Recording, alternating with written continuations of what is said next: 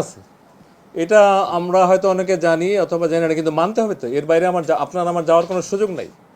It is a system, it is bureaucracy.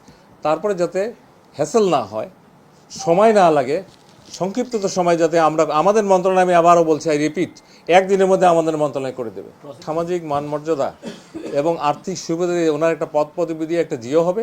এই জিওর ভিত্তিতে, ফাইন্যান্সিয়াল জিওতে তারা এই টাকাগুলো পাবে।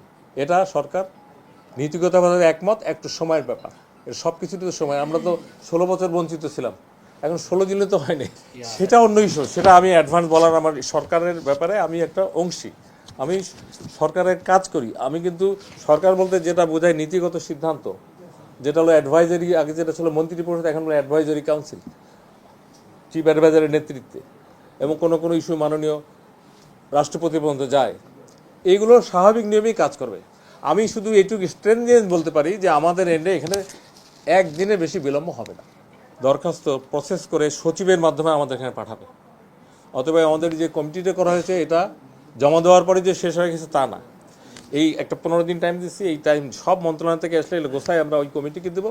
ওখান থেকে আবার যারা বললেন যে অন্য ক্যাডার, তারাও পাবে। এখন এইটা নিয়ে যেহেতু সরকারের যে টিওআর ছিল ওই কমিটিটার, এটার বাইরে আমার বলা, আমি এইটুকু বলি যে এইটা যদি আরও আস্তে আস্তে বাড়ে, এবং আমার ধারণা অনেক ক্ষেত্রেই বাড়তেই পারে। না, এটা না। পদে বসানো এক জিনিস, আর পদমর্যাদা এক জিনিস। এটা হলো ওই পদমর্যাদায় তাকে জিওটা দেওয়া হবে, এবং ক্যালকুলেশনটা করবে এজি অফিস। তাদের সায়েন্টিফিক নিয়ম আছে, কে কোন তারিখে কোন পদে গেল। এই সিম্পল এই জিনিসটা হলো, আমরা বলি এটাকে বলি জিও বলি এক কথায়, যে গভর্নমেন্ট অর্ডার। আর এরপরে যেগুলো, এটাকে বলে ফাইন্যান্সিয়াল জিও। এক্স্যাক্টলি। এবং সর্বশেষ যেটা বেনিফিট হবে, উনি লাস্ট কোন সিলিংয়ে গেলেন, ওই দিন থেকে ওই তারিখ থেকে তার পেনশন বেনিফিটটা ওইভাবে হবে। মূল বেনিফিটটা তার পেনশন হবে হোল লাইফ। এটা পদমর্যাদা, আপনি যদি পদে বসেন তাহলে মনে করতে পারেন পদোন্নতি। আর যদি আপনি পদে না বসে সমসাময়িক চুক্তিভিত্তিক নিয়োগ দেওয়া হয়, বলা হয় অমুকের পদমর্যাদায় তাকে নিয়োগ দেওয়া হলো। সরকার আন্তরিক, পজিটিভ।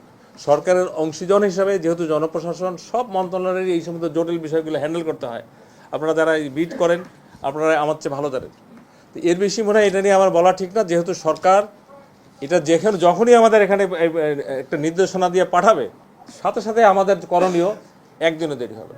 সাজেস্ট করেছিলাম 37 আর 35, শেষ পর্যন্ত হয়েছে 32।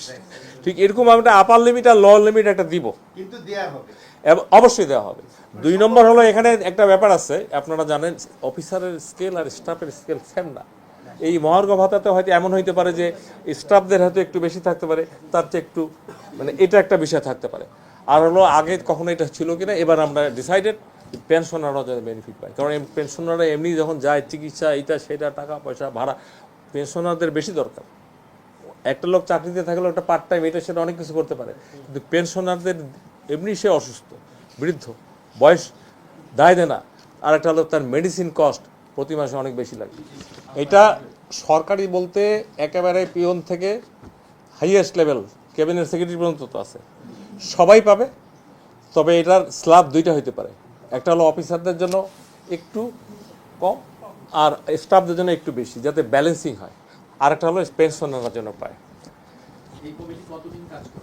এই কমিটি মনে করেন, আমরা যদি সামনের সপ্তাহে ফার্স্ট বসি, 2-3টা বেশি মিটিং লাগবে না, নট মোর দ্যান 2-3। এটা দীর্ঘ সূত্রতার বিষয় না। সময় দেয়নি, সময় আমরা কমে আনবো, সময় কমে এটা দিতে চাই। এই আমি সেকেন্ড পার্সন। এই কমিটির প্রধান হলো আমাদের মাননীয় প্রধান উপদেষ্টার কার্যালয়ের মুখ্য সচিব। আমি আছি, অর্থ সচিব আছে, লেজিসলেটিভের সচিব আছে। এটা ফর্মুলা, এগুলো ফর্মুলাই চলে। আমার মনে হয় আমরা এইটা নিয়ে একটা, আজকে অনেক খবরের মধ্যে একটা ভালো খবর শোনেন। আমরা তো ডেপুটি সেক্রেটারি পর্যন্ত আপনি আমাকে বলতে পারেন, স্যার এটা করেননি কেন? কারণ আমার authority deputy secretary, joint secretary above summary পাঠাতে হয়। সামারি পাঠাতে হয় 2 ভাবে। একটা হলো চিফ অ্যাডভাইজারের লেভেলে, যেটা হলো নর্মাল পোস্ট, আর যেটা চুক্তিভিত্তিক হয় সেটা কিন্তু প্রেসিডেন্ট পর্যন্ত দেয়। তো এগুলোর প্রসিডিউর, এগুলো আপনারা জানেন। আর যারা এটার সাথে আজকে যারা এই যে আমাদের এইটা নিয়ে বাইরে কথা বলছেন, ওনারা এগুলো সব জানেন। জিনিসটা আমার এখানে অফিসিয়ালি আসতে হবে। তা এর বাইরে যদি কেউ বলেন, এটাকে আমি কি উত্তর দেবো?